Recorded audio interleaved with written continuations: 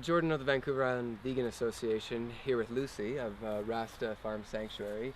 Lucie, you just made a huge trip over here from Alberta. Tell us a little bit about that trip and what it's been like settling down in your new home in Chemainus on Vancouver Island. It's been a very long trip, much longer than initially thought. We were trying to aim for a little earlier ferry and didn't catch that one, so it was a little longer. But it's been an adventure. Just a lot of work to get done, a lot of unexpected things, building a barn and stuff like that. So that's a big one, yeah.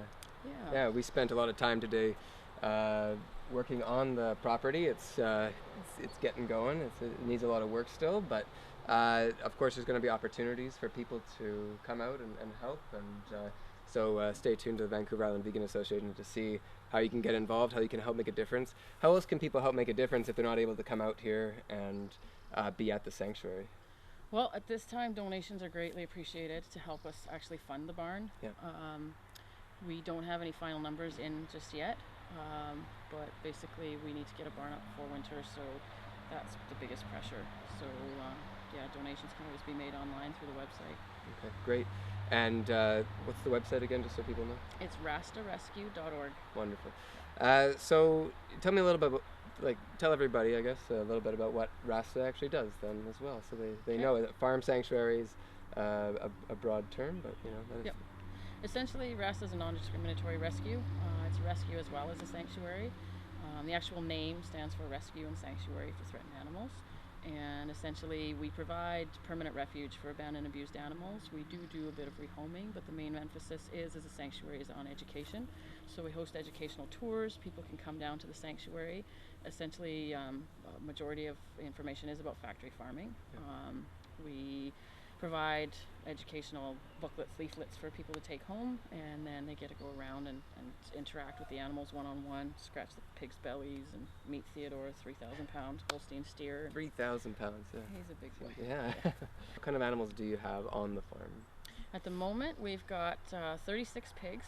35 are potbelly pigs, wow. 1 big farm pig, and then Theo the steer. There's 2 miniature donkeys, a miniature horse, a couple geese, a duck, some hens, and a rooster, and dogs and cats. So we're really down to just not huge numbers. We've had llamas, goats, herds of horses, cows, turkeys, all sorts of animals. And once we get established, once we get set up and are able to care for the animals that we've got now, we'll be looking at rescuing some more farm animals, basically having a good eclectic mix to their ambassadors, their own species, so people can come down and actually see, ideally one of each, and connect with each one. So. That's fantastic. And the education piece you talked about is so important too, of course, because of course in Victoria there's the Beacon Hill Children's Farm, which, although it has many different animals there, the goats are quite famous, and there's chickens and such, is that they don't do any education in terms of factory farming or anything like that.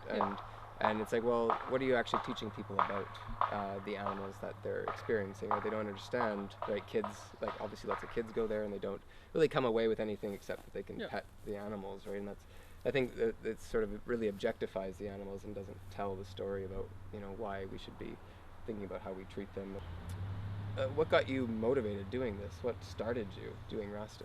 Essentially, RASTA started with one homeless dog, just living in the country where we were located in Alberta, just out on the edge of the city.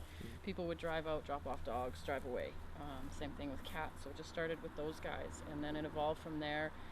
When I first started with RASTA, it was very much a dog and cat rescue, but over the years, a lot of just dog rescues popped up, certain breeds of dogs.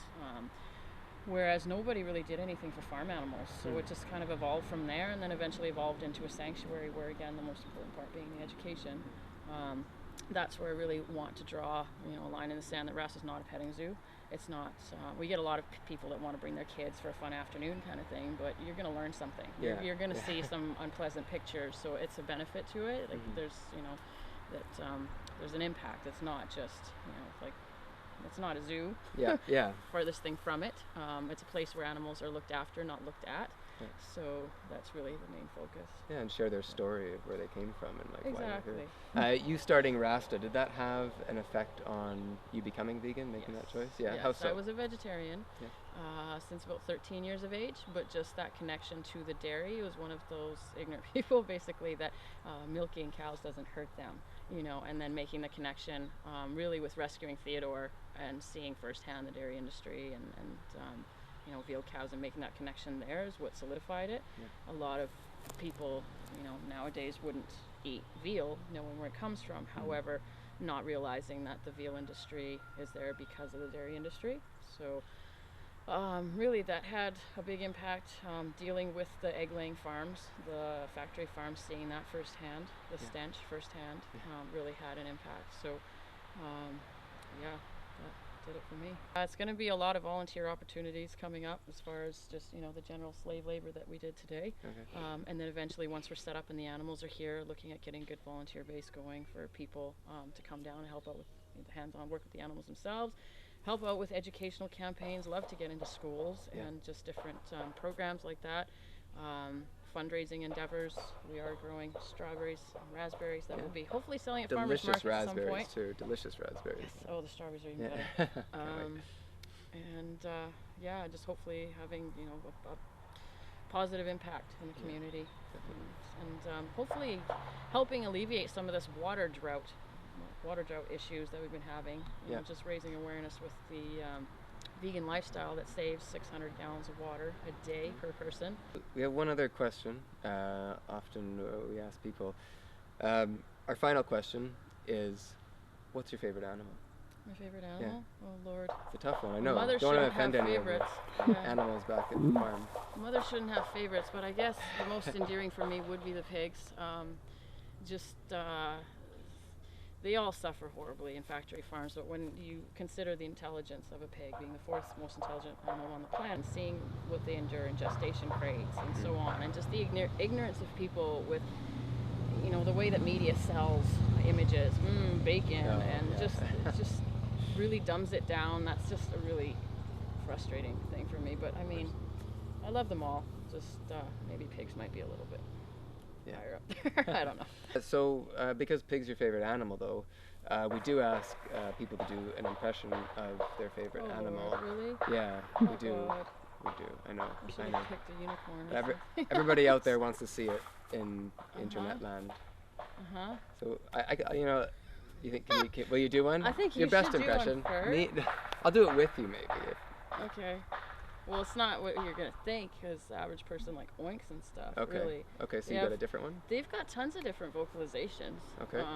They go when they're upset. If it's raining, one of my pigs, Webster, hates it when it's raining and just walks around, bitches in the yard, and just Okay. Really. Like that. Yeah. He lets you know he wants to go inside. Other ones go what's that? Yeah.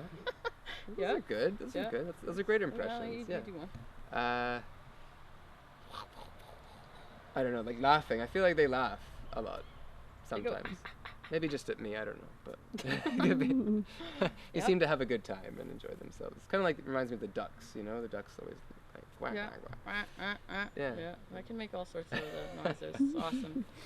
All right, thank you so much, Lucie. It's wonderful having you here on the island. Thank you.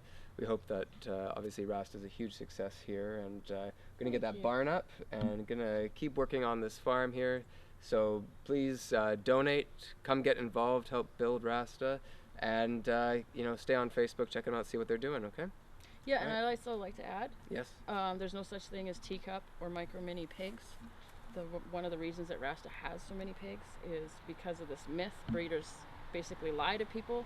They sell them for as much as $6,000. Once they're sold, and most rescues don't take them, so they kind of fall into a gray area, and that's why RASTA has a lot, and we've had a lot through rehoming efforts. The average size of a potbelly pig is 120 to 250 pounds, which is miniature when you compare them to their 1,000-pound pig cousins. That's right. But there's no such thing as teacup and micro, and they are illegal in most cities and towns to have as pets because they're classified as livestock. Okay. So for the love of God, please, people, stop getting them. It's very important. I mean, breeders of any kind obviously want to stop it, but obviously as different animals seem to be more and more coming into people's homes, remember, teacups, miniature pigs do not exist. It's a lie. and somebody's making a whole lot of money scamming you for that, and RASTA's going to have to pick up the... RASTA's pretty much full in the Yeah. pig department these Or, days. yeah, so, farm sanctuaries have to pick up the bill at the end, which Exactly. isn't fair to the pigs or to the people trying to help animals. So, yeah, thank you so much again for all the great work you're doing, and you for your look help. forward to seeing you again. Appreciate it. Thank All right, you. cool.